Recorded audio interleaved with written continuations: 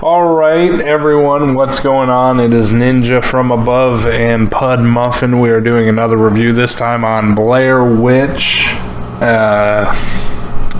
So, we both played Blair Witch, and we were both excited to play Blair Witch. When I first saw the trailer for Blair Witch, I thought, oh my god, I'm going to get scared. It's going to be scary. It's going to be awesome. Then I thought to myself, also, they used, what'd they say? They said it modifies itself based on your actions so that something about it can scare you. Something about being able to tell like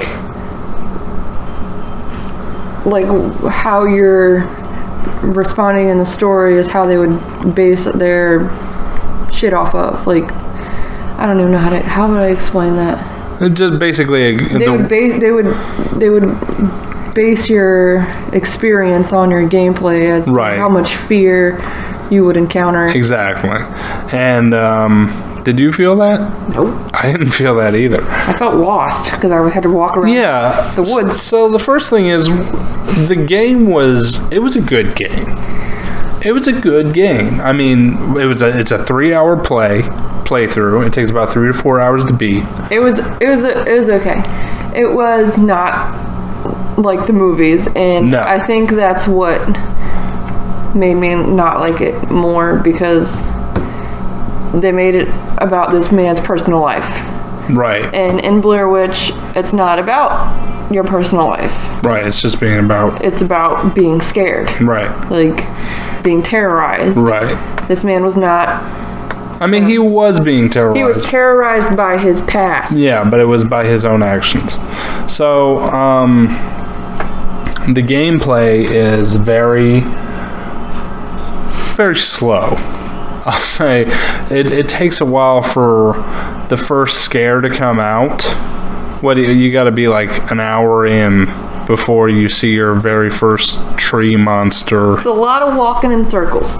You walk in circles for hours. There was a lot of times where I had to actually ask Pud what I was doing next, because she had played the game before I did. And I was just confused on which way I was going, because you will walk in circles forever. Like the game does not give you any type of direction, no hints, no nothing. It's just like I had to look up like walkthroughs and stuff, because there were some points in the game that I literally was just you wandered for like 2 or 3 hours one time, and I didn't know what I was supposed to do, and it was right in front of you. But then they say you can use the dog. But the dog doesn't do anything. Yeah, he'll just run in the circles, and while you're chasing him, you're running in the circles behind him. Or he'll go and grab you trash. Once again, it was a very glitchy game, like all the other newly released games. I got stuck on a few branches. There were times where I had to completely restart the game because the objective wouldn't move forward. Like, I did what I never had that problem. I did what I was supposed to do, and it was just like, it won't let you do anything else. Like, you told me you had that problem, but I did not have that problem. I did. I had that problem once. I remember I had that problem one time, and I didn't have to restart the game all over. I just had to restart from my save. Yeah, I didn't have to restart the game all over. I just restarted from my save as well, but still, like, the saves weren't, you didn't restart from a specific save, like, I already did all this, let me restart from this point. You had to go back and redo shit that you already did. Right. Because it only saved at a certain point. Exactly. I love the dog. I think the dog was awesome. Bullet's cool as hell. Is he not? I feel like he could have been... He could have been better. He could have been more helpful. I don't know. I can't say, because I never found out what happened to Bullet. There's an achievement. Yeah, and I never found out how to get the achievement. So we weren't able to obtain the good ending, because the good ending is going through the game without without killing any of the monsters with the light. As far as the gameplay, I feel like the dog could have helped me more. Right. When I was not... When you were lost. When I didn't know what the hell I was doing, I feel like the dog could have been more help, but it wasn't. Right.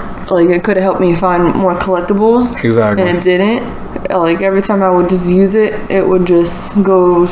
like a foot away, sniff, and he'd be like, "Oh, nothing." Yeah, exactly. Yeah. Like, okay. You're like, okay, great. I'm glad I sent the dog 2 steps away to find nowhere. So there was also the problem that I had where I was trying to use like the phones and everything, the phone and the radio, and it would not let me use the radio at a certain area that I found out you had to use the radio for an achievement at that time. That was right around the time that he had that panic attack from his PTSD. So that was, I was like, okay, so I can't use the radio at this part. I don't understand why. I want to say that overall, this game has... dude, I was so ready to be scared by this game. And I went through... And I've played so many horror games. You basically knew when you were going to get... monsters were coming. Yeah. Like, it wasn't... like you're just walking in the woods and you have to defend yourself because there was nothing to defend yourself from. Right. Like there were certain points and you knew what to expect at those points. Right. There was one point in this game that made me jump. And that was at the very end.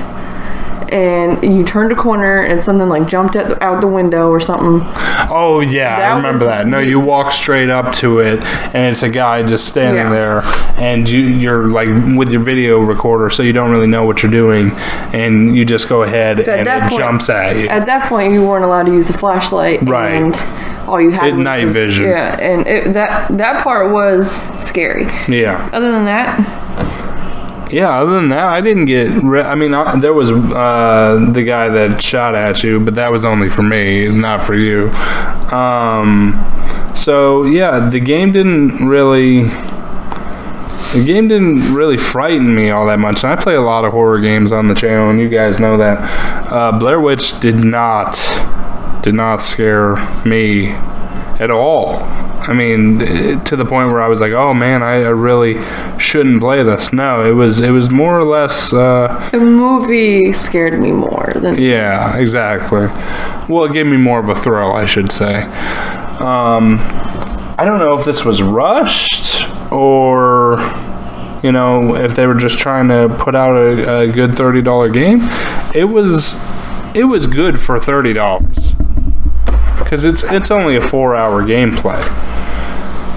I feel like it does well in telling the story about this man who goes to the to the woods to find the boy, and obviously loses himself in the time that he's in there. As far as would you need to buy it? No.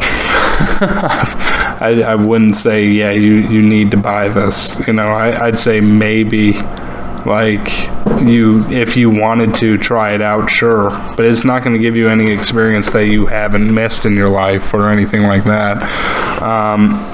There wasn't that many bugs. It does look very pretty. The story is... It's very based on this man's life. It's very direct.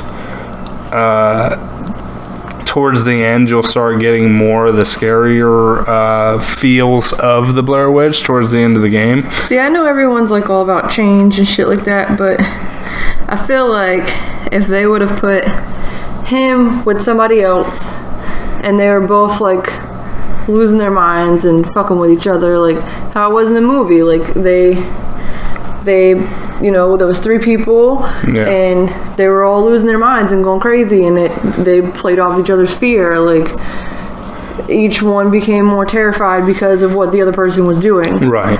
But it wasn't scary because you got this man who doesn't he doesn't respond to anything. No. He has no response to any type of happenings in the game, and he doesn't like get more scared as he's going into deeper into the woods and. I mean, he seems nonchalant about what's happening. His whole thing is, as long as the dog is here, I'm good. Right.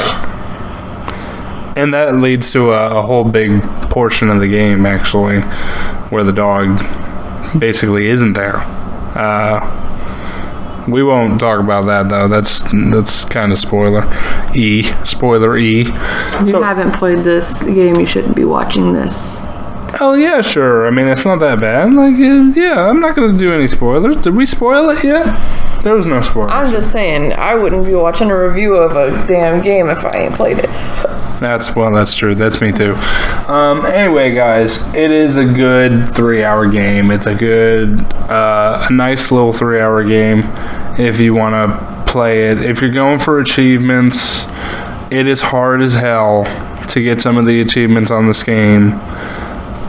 Because, first of all, well, I guess I'm about to spoil it, so spoilers! You pick up a 9-volt in the damn house. But you've never used it, have you? No. And I've never used it either. But we know what it goes to. We just can't use it. Like, what? Anyway, so yeah. Overall, I felt like it's a nice 3-hour game. What would you say? Would you say, you know what? We'll do the rating thing again. What would you rate this game? Because it's not too 5. bad. You give it a 5? Golly, you're harsh. She is hard. I would give it like a 7. The only reason I give it a 7 is because it does tell a very good story in the short 3 hours that the game is. It does look very good. They fixed a lot of the bugs, which, I'm assuming they have. I don't know if they have. Don't take me at my word. If you're doing it for achievements, don't. They're very, very difficult to get. I did a third run through. I did a third run through of the game, and I was trying to get the good ending. And there's a few parts where it's almost impossible not to destroy the monsters because it's just something that happens accidentally. So, or you won't be able to grab certain parts for your mission if you don't destroy the monsters. So it's a little bit difficult for achievements. It takes up to like 5 to 7 hours if you're going for those. Also, the photographs that you have to find. The dog doesn't help you. The dog does not help you find those. It literally, I think I got a little bit over half of those. And there's an achievement for finding all of them. There is absolutely no way, because there is like 90. No, I don't want to say there's that many, but there's like 50, right? There's like 50 of those photographs. There's a good bit. So I wouldn't do it for achievements. I would try, if anything, just to play it for a good experience, because it is a nice little game that they created. Anything else you'd like to add, or that's about it? No, this game was pretty boring to me. It was just a boring game to you? It was not.